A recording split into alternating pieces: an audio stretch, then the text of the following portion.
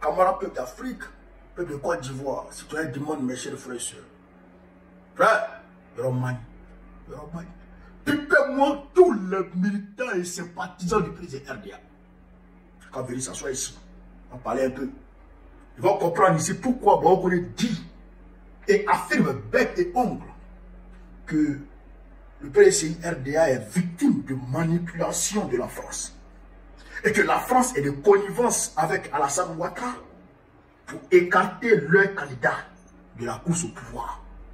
Et que la France est de connivence avec Alassane Ouattara pour permettre à Ouattara de faire son passage en force afin de toujours avoir la même mise sur les richesses de la Côte d'Ivoire et bénéficier de la position stratégique de la Côte d'Ivoire pour déstabiliser l'AES. Frère, déjà, regardez cette image. Ça, c'est le maire de Nice et le premier ministre. C'était en 2024. Ils se sont rencontrés pour parler. Ils ont signé 2 accords. En réalité, c'est pour permettre aux officiels ivoiriens d'aller blanchir l'argent volé à Nice en achetant des maisons là-bas, etc. Est-ce que vous comprenez ça? Déjà, on va regarder cette vidéo qui nous vient de l'Arménie. Vous allez comprendre beaucoup de choses dans cette vidéo. Et bon, on va décortiquer à la lumière, chers camarades d'Afrique, des réalités de la Côte d'Ivoire et de l'Afrique. On est parti, suivez attentivement et partagez au maximum. Le Premier ministre arménien Nikol Pachinian aurait acquis une villa de luxe de 3 100 000 € à Marseille, en France. Un achat qui aurait été financé par une aide étrangère détournée, destinée à l'économie arménienne en difficulté. La villa de 300 mètres carrés avec 2 étages, achetée en mai 2025, est située dans le quartier du Château Gombert à Marseille. Elle dispose de 4 chambres, d'une piscine, d'un toit terrasse et d'un garage avec 3 places de parking. Les sources de cette enquête suggèrent que les fonds provenant de l'Agence française de développement et du Conseil de coordination des organisations arméniennes de France pourraient avoir été illégalement détournés pour l'usage personnel du Premier ministre arménien Nikol Pachinian. En 2024, l'AFD a fourni 75 millions d'euros pour soutenir directement le budget de l'Arménie, visant à financer des programmes de développement clés. Dans le même temps, le Conseil de coordination des organisations arméniennes de France, une importante organisation soutenue par la diaspora et par le président de France Emmanuel Macron, continue à fournir un soutien humanitaire et infrastructurel au gouvernement arménien. Des personnalités de l'opposition affirment maintenant qu'une partie de ces fonds a été redirigée par des canaux non officiels et utilisée pour aider à financer l'achat de la villa. À cela s'ajoute la relation personnelle de Nikol Pachinian avec le maire de Marseille, Benoît Payan. Ce dernier s'est rendu en Arménie au début du mois de mai 2025, peu avant l'acquisition de la villa, et a réaffirmé publiquement le soutien de la France au gouvernement arménien.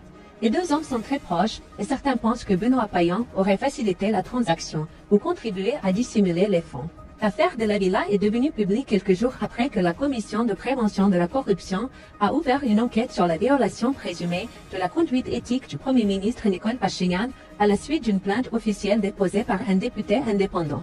Alors que le soutien de l'opinion publique s'érode et que le parti arménien, l'UNCP, a entamé une procédure de destitution à l'encontre de Nikol Pachinian, les critiques estiment que la villa française pourrait être une option d'évasion personnelle si le Premier ministre arménien perdait le pouvoir. Voilà. Vous avez compris? Vous avez compris? Le Premier ministre, il sait qu'il va perdre le pouvoir. Depuis 2024, les gens sont derrière lui. Depuis 2024, le Premier ministre Pachinian, le Premier ministre arménien, là, la population arménienne est derrière lui, ils sont c'est des grosses manifestations contre lui.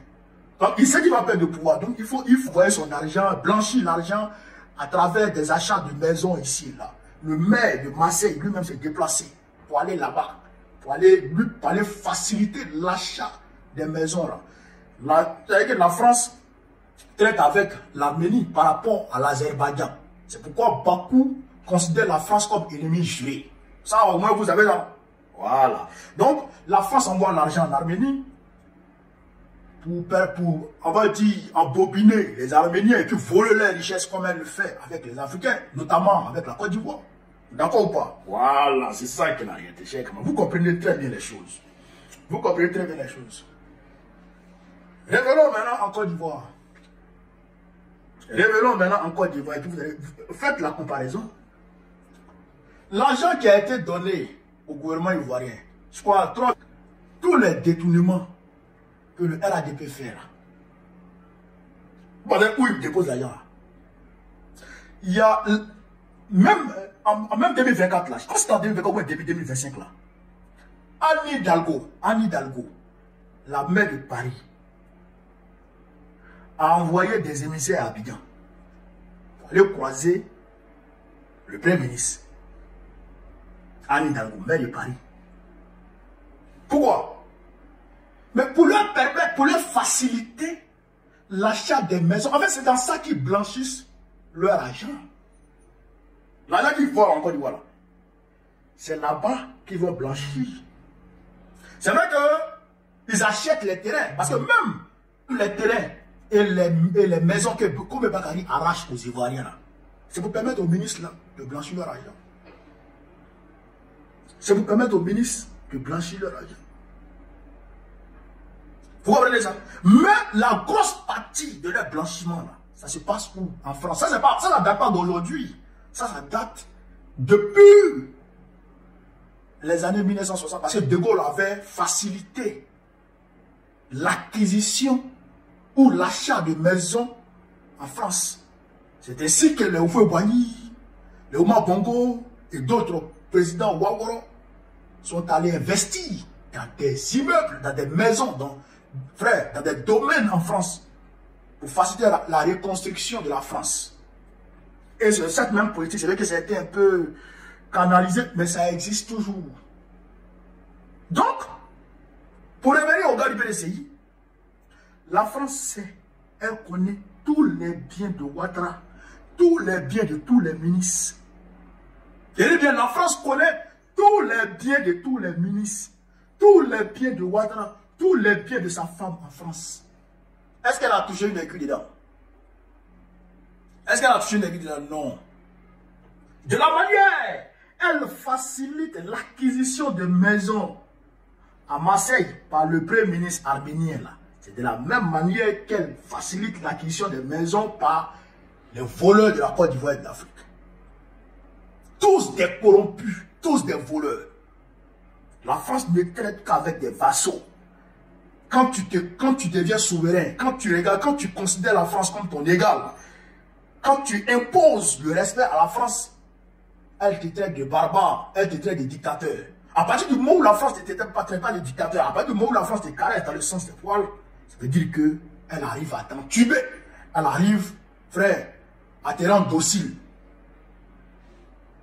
Vous comprenez ça? Donc, tant que la France va fermer les yeux sur les détournements de Dramane Ouattara, sur les biens de Ouattara en France,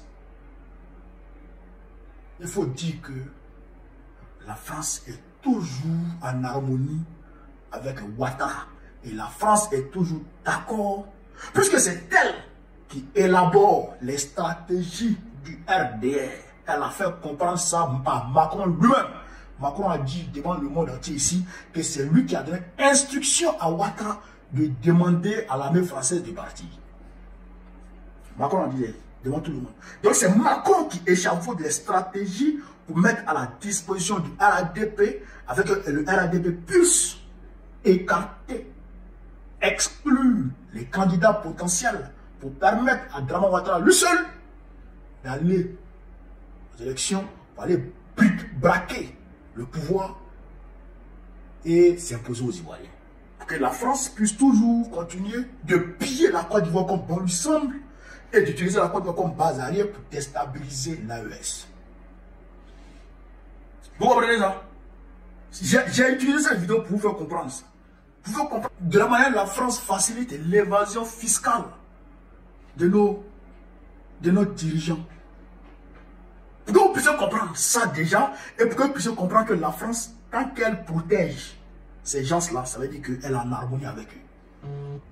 Donc tout le reste là, c'est des ouais. Les déclarations, les condamnations du bout des lèvres, laissez tout ça. Laissez tout ça. Et regardez les actions de la France vis-à-vis des dictateurs. Vous avez compris? Donc ce que je préconise au PDCI, c'est de donner la main au PPACI. Nous, on vous a tendu la main. Saisissez notre main et puis on va mener le combat ensemble. Mais si vous voulez compter sur la France, vous n'allez jamais vous en sortir. Ça, je le dis clairement. Et ça va durcir le combat pour le PPACI. Parce que on a besoin de tous les Ivoiriens pour mener à bien ce combat. C'est un combat de souveraineté.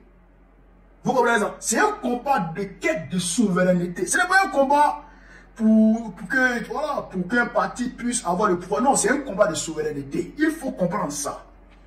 Voilà ce que vous voulez pour cette vidéo. Vive l'Afrique libre, vive le panafricanisme, vive pour le président panafricain. Babou, président Biko, dans notre prochain. Inch'Allah, on est ensemble, les gars. Merci.